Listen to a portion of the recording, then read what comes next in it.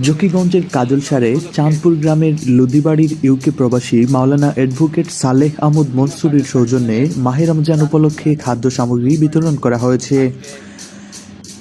রবিবার মাওলানা অ্যাডভোকেট সালেহ আহমদ মনসুরের উদ্যোগে তার পিতা শাহ সুফি আলহাজ হজরত মাওলানা জাওয়াদুর রহমান লুদি রহমতুল্লাহ আলাইহি, মাতা মরহুমা আলহাজ ফাতেমা রহমান লুদি ও শাশুড়ি মরহুমা মমতা বেগমের ইসালে সওয়াব উপলক্ষে মাহে রমজানের খাদ্য সামগ্রী বিতরণ করা হয়।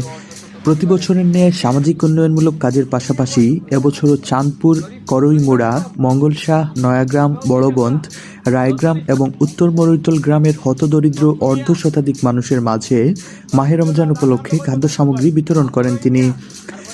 বিতরণকালে উপস্থিত ছিলেন জকিগঞ্জ উপজেলা পরিষদের chairman Lokman Uddin Chowdhury, vice chairman Maulana Abdus Sabur, Moulvi Sayed Ali উচ্চ বিদ্যালয়ের প্রধান শিক্ষক মোহাম্মদ সাব্বির আহমদ, ফারুক আহমদ লুদি, ইউপি সদস্য আব্দুস সালাম, আবু তাহের শাহিন, উপজেলা ছাত্রলীগের সহ সভাপতি আশরাফুল আম্বিয়া, সংবাদকর্মী আহমদ হোসেন সহ আর অনেকেই।